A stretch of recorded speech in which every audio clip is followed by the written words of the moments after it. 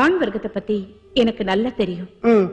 நீங்களாவோ இல்ல இந்த சமுதாயம் சொல்லியோ கண்டிப்பா நீங்க 2ஆம் கல்யாணம் பண்ணிக்கத்தான் போறீங்க. உங்களை பத்தி நீங்க முடிவெடுக்க கூடாது. உங்களை பத்தி இந்த சமுதாயத்துக்கு முடிவெடுக்க அருகதையே கிடையாது. உங்களை பத்தி நான் மட்டும்தான் முடிவெடுப்பேன். தயவு செஞ்சு 2வது கல்யாணம் பண்ணிக்கங்க. நீங்க 2ஆம் கல்யாணம் பண்ணிக்கிற அன்னைக்கு மலர் கொத்தோட கல்யாண மண்டபத்துக்கு வருவேன். போறேன். நான் 2ஆம் கல்யாணம் பண்ணிக்கிற அன்னைக்கு நீ மலர் கொத்தோட அங்க வர போறியா? உன்னை பத்தி எனக்கு தெரியாதா? என்னை விட்டு 24 மணி நேரம் கூட உன்னால புரிஞ்சிருக்க முடியாது. நீ கண்டிப்பா திரும்பி வருவ. அப்ப இந்த லெட்டரை ஃப்ரேம் பண்ணி ஹால்ல மாட்ட போறேன். உன்னை கலாட்டா பண்ண எனக்கு ஒரு ஆயுதம் கிடைச்சாச்சு. விளையாட்டு போல அவ பிரிஞ்சு போய் 30 வருஷம் ஆச்சு. இது வரைக்கும் அவளை பத்தி எந்த தகவலும் இல்ல. எங்க இருக்காளோ, எப்படி இருக்காளோ?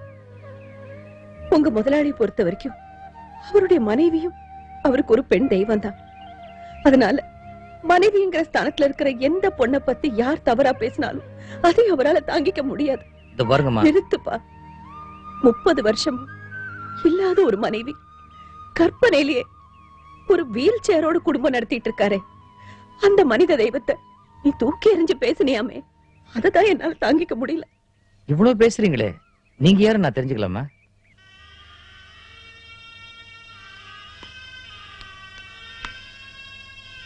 என்னம்மா இதெல்லாம்?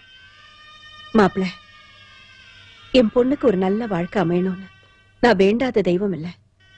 என் வேண்டுதலுக்கெல்லாம் பலன் அளிக்கிற மாதிரி ஆண்டவன் உங்களை எனக்கு மாப்பிள்ளையா கொடுத்தான். ஆனா அந்த படுபாவுக்குத்தான் உங்களோட வாழ கொடுத்து வைக்கல. இன்னையோட அவ போய் 1 வருஷம் ஆகுது. இனிமே அவ திரும்பி வருவாங்கிற நம்பிக்கையும் எனக்கு இல்ல. அவ தலையெழுத்து அவ்வளவுதான். ஆனா அவளை நினைச்சுக்கிட்டு நீங்க கற்பனையா ஒரு வாழ்க்கையை வாழ்ந்துட்டு இருக்கீங்க. உங்களுக்கு என்ன குறைச்சு? பணம் இல்லையா? அந்தஸ்து இல்லையா?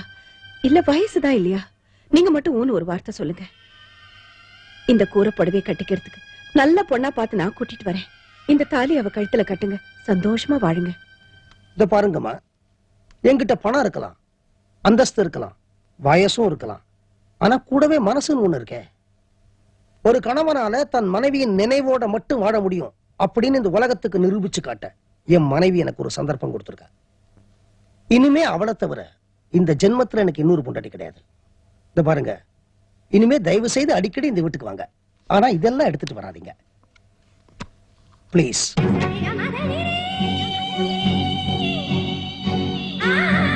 என்னப்பா அது? என்ன மன்னிச்சிருங்க சார், உங்களை பத்தி முழுசா தெரிஞ்சுக்காம உங்ககிட்ட மரியாதை குறைச்சலா பேசிட்டேன் சார். என்ன ஆச்சு? உங்களை பொறுத்த வரைக்கும் 4 பொம்பளைங்களும் உங்க வாழ்க்கையில விதவிதமா அக்கறை காட்டியிருக்காங்க. உங்க அம்மாவும் அக்காவும் ஒரு விதத்துல தெய்வம் தான், உங்க மனைவியும் மாமியாரும் இன்னொரு விதத்துல தெய்வம் தான். உங்க மனைவி எடுத்துக்கங்க சார், கல்யாணமாய் 30 வருஷம் ஆகியும் உங்களை திரும்பி கூட பார்க்கலன்னா என்ன சார் அர்த்தம்? அவங்க உங்களுக்கு தகுதியானவங்க இல்லைன்னு நினைச்சிட்டாங்க. உங்களுக்கு தகுதியான ஒரு பொண்ணை நீங்க கல்யாணம் கட்டிக்கிட்டு நீங்க சந்தோஷமா இருக்கணும் தான் இன்னி வரைக்கும் அவங்க ஒளிமறைவு வாழ்க்கை நடத்திக்கிட்டு இருக்காங்க. அவங்க தெய்வம் சார். ஆனா இந்த காலத்து பொம்பளைக்கு அப்படியே சார் இருக்காங்க. எந்த விதமான தகுதி இல்லாத பொண்டாட்டிய வந்துடுறாங்க. கல்யாணம் ஆகி 3 மாசத்துல எல்லா தகுதியும் தனக்கு வந்துட்டு நினைச்சுக்கிறாங்க. நம்மள ஆட்டி படைக்கிறாங்க. உங்களுக்கு தெரியாது இல்ல சார், உங்க அம்மா வாழ்ந்த காலத்துக்கு பிறகுதான் உங்க அக்கா தலையெடுத்தாங்க. உங்க அக்காவுக்கு பிறகுதான் உங்களுக்கு மனைவின்னு ஒருத்தர் வந்தாங்க. நானும் ஒத்துக்கிறேனே. தனித்தனியா பார்க்கும்போது அம்மா தங்கம்தான், அக்கா வைரம்தான், பொண்டாட்டி வைடூரியம் தான். ஆனா இந்த தங்கம், வைரம், வைடூரியம் இந்த 3 பேத்தையும் குடும்பங்கிற ஒரு டப்பாக்குள்ள போட்டு குலுக்கி எடுத்தீங்க. ஒண்ணு பித்தளையா வரும், ஒண்ணு தகரமா வரும், ஒண்ணு ஈயமா வரும். 3 சேர்ந்து நம்மளை பார்த்து ஈனி இழிக்கும். அது குடும்பங்கிற டப்பா செய்யற வேலை சார். அதுக்கு அவ்வளோ பவுரு சார். இந்த முடி இருக்கே, இத சலூன்ல போய் சரைச்சுக்கிறோம். வலிக்குதா? இல்லையே. ஆனா ஒன்னொன்னா புடுங்கி பாருங்க. புடுங்கறதா? எனக்கு வேற வேலை இருக்குப்பா சார். ஒரு உதாரணத்துக்கு சொன்னேன் சார். ஒன்னொன்னா புடுங்கி பாருங்க, வலி உயிர் போயிடும். அது மாதிரிதான் சார் குடும்ப வாழ்க்கையும். சில பேருக்கு தான் சார் சரைச்சுக்கிற பாக்கியம், பல பேருக்கு புடுங்கலோ புடுங்கல். ஒன்னும் பண்ண முடியாது. இந்த தீபாவளி, பொங்கல் இந்த மாதிரி பண்டிகை நாட்கள்ல அம்மா, சகோதரி, பொண்டாட்டி, பொண்ணு இவங்க 4 பேரையும் ஒரு மாதிரி பேலன்ஸ் பண்ணி புடவை வாங்குறதுக்கு பட்ஜெட் போடுற விஷயம் இருக்கே, அது இந்தியாவுக்கே பட்ஜெட் போட்ட மன்மோகன் சிங்காலேயே முடியாத விஷயம் சார். ஆஃப்டர் ஆல் நான் பிகாம் ஏப்ரல்ல கோட் அடிச்சு அரியர்ஸ் செப்டம்பர்ல பாஸ் பண்ணேன் பார்டர்ல. என்னால எப்படி சார் முடியும்? முடியல சார். சிகாமணி, பிகாம் பிகாம் பிகாம் தான் சார். பிகாம் பிகாம் ரெண்டாவது அட்டம்ப்ட்ங்கிறீங்களா சார்? அமைதியா இருக்க சொன்னேன்ப்பா. இந்த பாரு, நீ சொன்னதை வச்சு உன் குடும்பத்துல இருக்கிற கேரக்டர்ஸ்லாம் எப்படி அப்படின்னு நான் ஓரளவுக்கு புரிஞ்சுக்கிட்டேன். நீ எல்லாத்தையும் சொல்ல வேண்டாம். அந்த ஓயாத தலைவலி ஒழியாத தலைவலிக்கு மத்தியில ஒரு நாள் ஏதோ ஒண்ணு நடந்திருக்கணும். அதை வச்சுதான் நீ வீட்டை விட்டு வெளியில வந்திருக்கணும். அந்த கிளைமேக்ஸ் சீன் என்ன?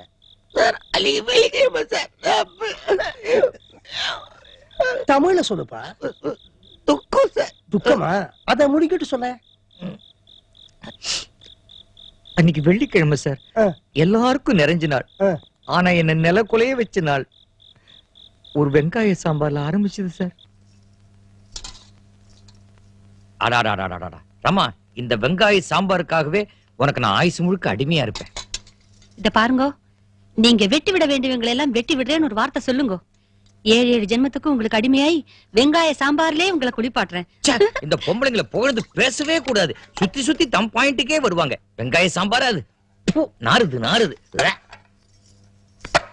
இந்த இட்லி சாப்பிடுறீங்களா இல்ல இதுவும் நார்தா? பொண்டாட்டிக்கிட்ட அனாவசியமா வாய தரப்ப தரப்ப தரப்ப தரப்ப. தலையாட்டி பொம்மை. அம்மா, மாமி, அட்டட்டட்டட்டா, கோழி கூவிடக்கூடாதே, கொள்ளையடிக்கிற கூட்டம் வந்தாச்சு. முதுவா பேசுறீ, அவ காதல் விழ போகுது. விடாதுங்க, விடவே விடாது. ஏன்னா அவங்களுக்கு காதே கிடையாதே. ஆண்டவ அவங்கள காது இல்லாமே படைச்சிட்டான். அந்த மூஞ்சிக்கு 2 பக்கம் தொன்ன மாதிரி பெருசா தொங்குதே, அது என்ன? அதான் காது. கேட்டாதாங்க அது காது. இது கேக் காது. இப்ப உங்களுக்கு மீசை இருக்கு, ஆனா வீரம் இருக்கா? வீரம் இருந்தாதாங்க அந்த மீசையால பிரயோஜனம். அதே மாதிரி கேட்டாதான் அந்த காதுங்களுக்கு பிரயோஜனம். இந்த இட்லியை நாறுது. எனக்கு வேணாம், எனக்கு வேணாம். மரியாதையா சாப்பிடுறா? அம்மா, நம்ம சுருதி இருக்காளோ இல்லையோ, கொடுத்து வச்சவ பாரு. இப்பதான் +2 பரீட்சை எழுத போறா.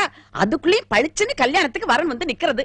ஏண்டியம்மா, இப்ப என்னடி அவ கல்யாணத்துக்கு அவசரம்? இப்ப பார்த்தா நாளைக்கேவா முடிஞ்சிட போறது. கல்யாணங்கிறது 1000 காலத்து பயிர். இப்ப பாக்குறோம், நடக்கிறப்ப நடக்கட்டுமே. சூப்பர் ஜாதகம்மா. என்ன, அந்த ஜாதகத்தை எடுத்து கொடுங்க மாமி. பாருங்க, ஆட்ட கடிச்சு மாட்ட கடிச்சு ஆளை கடிச்ச கதையா உங்களை கைக்குள்ள போட்டுட்டா. அப்புறம் என்ன பேச முடியாதபடி ஏவாய அடைச்சுட்டா.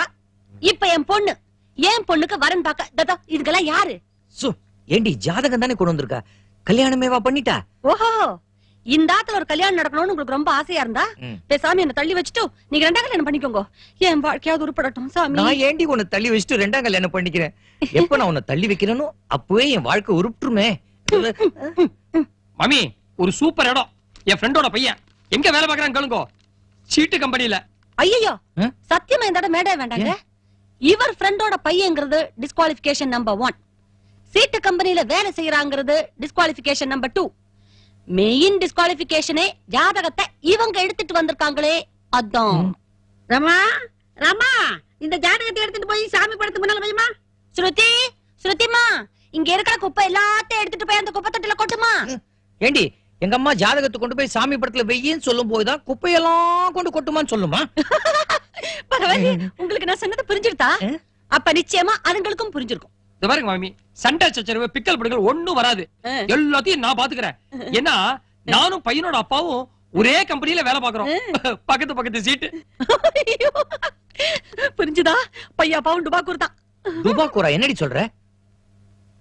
இத பாருங்க, உங்க மாயவரம் மயூரநாதர், எங்க மன்னார்குடி ராஜகோபால் சாமி 2 பேர் மேலே சத்தியமா சொல்றேன், உங்க அக்கா புருஷனுக்கு வாடினாலே வேலை வெட்டி கிடையாது.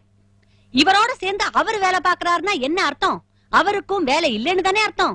என்னடி பக்கத்து பக்கத்து சீட்டுன்னு சொல்றாரு? அதேதான், பார்க்ல பெஞ்ச்ல பக்கத்து பக்கத்து சீட்டு. அதான் கல்யாண பரிசு தங்கவேல் மாதிரி. ரமா, ரமா, இந்த ஜாதகத்தை எடுத்துட்டு போய் சாமி படத்துக்கு முன்னால வைக்க சொன்னேடி. ஸ்ருதி, ஸ்ருதி, அந்த குப்பையெல்லாம் எடுத்துட்டு போய் குப்பை தொட்டில கொட்ட சொன்னேடி. ஏண்டிமா, பையன் என்ன படிச்சிருக்கான்? என்னம்மா, காமராஜ் நாடார் படிச்சாரா? அவர் இந்த நாட்டுக்கே முதல் மந்திரியா வரலையா? அவ்வளவு ஏன் உன் மாப்பிள்ளை படிச்சாரா? அவர் முன்னுக்கு வரலையா? ஐயோ, எங்க வச்சேன், எங்க வச்சேன்? என்னடி தேடுற? வச்சேனே, அந்த அந்த அந்த. ஐயோ, கிருஷ்ணா, என்ன எதுக்குற? விடுங்க, என்னையே நான் கொளுத்திக்க போறேன். எதுக்குடி? காமராஜ் நாடார் உங்க அக்கா புருஷன் ஒண்ணா? அவர் குத்து விளக்கு, இந்த தீவட்டி, அவர் கோயில் கோபுரம், இது குட்டிச்சவரு. அடுத்தவன் கையில 5 காசு கூட எதிர்பார்க்க கூடாதுன்னு நினைக்கிற புண்ணியமா அவரு.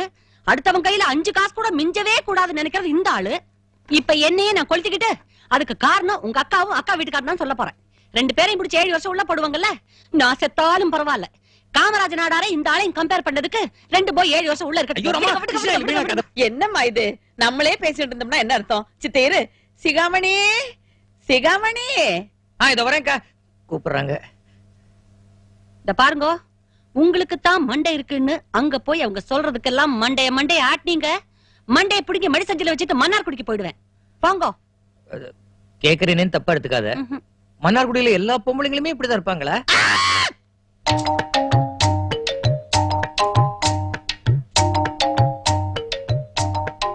வடகண்ணா, வா வா வா வா, உட்காச்சுக்கோ. இப்பதான் வந்தியா? எனக்கு தெரியாது. உனக்கு பல விஷயங்கள் தெரியாது. நீ குழந்தை. அப்போ உனக்கு 7 வயசு இருக்கும், எனக்கு 10 வயசு. பாண்டி பல்பம் கதை தானேக்கா, ஊருக்கே தெரிஞ்ச விஷயம். இப்ப எதுக்கு? அதுக்கு இல்லடா, அப்ப ஆரம்பிச்ச நம்ம நெருக்கம் இப்ப எவ்வளவு தூரம் வந்திருக்குன்னு பாத்தியா இல்லையா?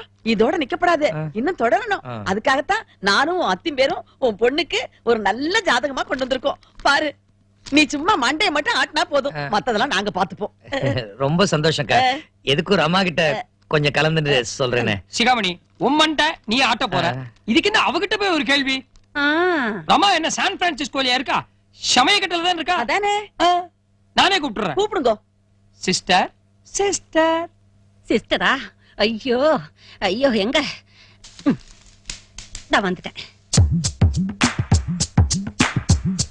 எங்க எங்க சனினே, வீட்டுக்குள்ள வருவியா? காலை உடைக்கிறேன், கொன்னுடுறேன் உன்னை, கொன்னுடுறேன்.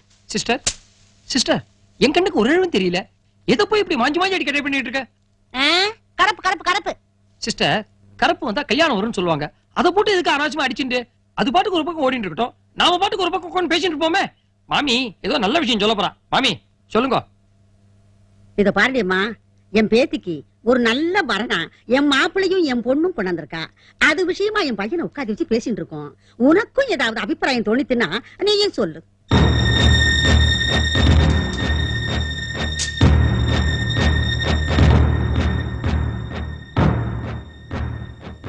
என்னன்னா, உங்க அம்மா சொன்னது கேட்டலா? கேட்டேன். உங்களுக்கு ஒண்ணும் தெரியலையா? தெரியலையே. அவங்க சொன்னதுக்கு அர்த்தமே புரியலையா? ஏண்டி, இது என்ன மர்ம தேசம் ஓலைச்சுவடியா அர்த்தம் புரியாம போறதுக்கு? ஓஹோ, அப்ப அவங்களுக்கு நான் பதில் சொல்லலாமா? சொல்ல.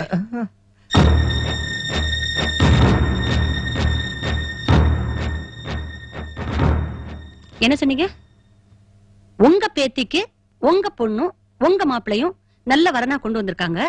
அத பத்தி உங்க மகனோட நீங்க பேசிட்டு இருக்கீங்க. நானும் நடுவுல வந்து ஏதாவது அபிப்பிராயம் சொல்லலாம், அப்படித்தானே? சொல்றேன். என் பொண்ணுக்கு இப்போதைக்கு கல்யாணம் வேண்டாம். அப்படியே கல்யாணம் நடந்தாலும் அதுக்கு இந்த வரன் வேண்டாம். இந்த வரன் வேண்டாம் உடனே இவங்க வேற வரனை தேட ஆரம்பிச்சிடுவாங்க. என் பொண்ணுக்கு இவங்க தேடுற எந்த வரனுமே வேண்டாம். இவங்க தேடினாதான் என் பொண்ணுக்கு கல்யாணம் நடக்கும்னா என் பொண்ணுக்கு கல்யாணமே வேண்டாம்.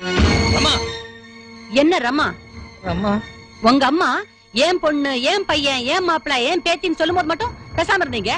நான் என் பொண்ணு என் பொண்ணு என் பொண்ணுன்னு 2 தடவை சொன்னேன். உடனே உங்களுக்கு கோவம் வருதா?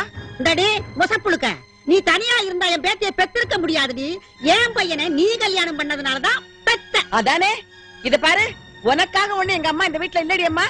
உன் பொண்ணுக்கு வேணா நீ அம்மாவா இருக்கலாம். உன் புருஷனுக்கு எங்க அம்மா தான் அம்மா, அதனாலதான் இந்த வீட்டுல இருக்கா. ஆமா, உன் புருஷனை உனக்கு தெரியறதுக்கு முன்னாடியே எங்க அம்மாவுக்கு உன் புருஷனை தெரியும். அதனால உன் பதில் உனக்கு எங்களுக்கு தேவையில்லை. டே சிகாமணி, நீ சொல்லுடா, இந்த கல்யாணத்தை பத்தி உன் முடிவு என்ன? ஐயா, என்ன வித்யா, நீ எதுக்கு அனாவசியம் உணர்ச்சி வசப்படுற? ரமா யாரு? நம்ம குழந்தை மாதிரி. இந்த குஞ்சு மீச்சு கோழி சாவுவா? இந்த பாருங்க, உங்களை நீங்க கோழின்னு சொல்லிக்கங்க, சேவல்னு சொல்லிக்கங்க. என்ன குஞ்சு குஞ்சுன்னு சொன்னீங்கன்னா எனக்கு கேட்டா கோவம் வரும். நீங்க என்ன சொன்னீங்க? நீங்க எல்லாரும் இவருக்காக தான் இருக்கீங்க, எனக்காக இல்ல. உங்க எல்லாருக்கும் இவரதான் முன்னாடியே தெரியும். அதனால அவர் தான் பதில் சொல்லணும், இல்லையா? அப்படி பார்த்தா இந்த வீட்டுல இருக்கிற எல்லாரையும் விட திண்ணையில உட்கார்ந்திருக்காரே மாமா, அவர் தான் எனக்கு முன்னாடியே தெரியும். அவர் தான் வெள்ளையும் சொல்லையுமா எங்க வீட்டு படியேறி வந்து பொண்ணு கேட்டாரு. அவருக்கு மதிப்பு மரியாதையும் கொடுத்து உள்ள கூட்டிட்டு வந்து கூடத்துல உட்கார வைங்க. நீங்க எல்லாரும் உள்ள போங்க, அவர்கிட்ட நான் என் பொண்ணை பத்தி பேசிக்கிறேன்.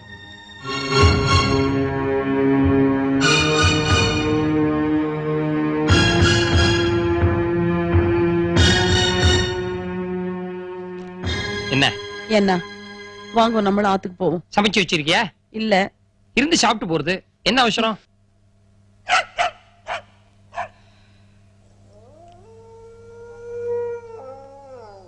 ஏன்பா எழுதி நிக்கிறீங்க?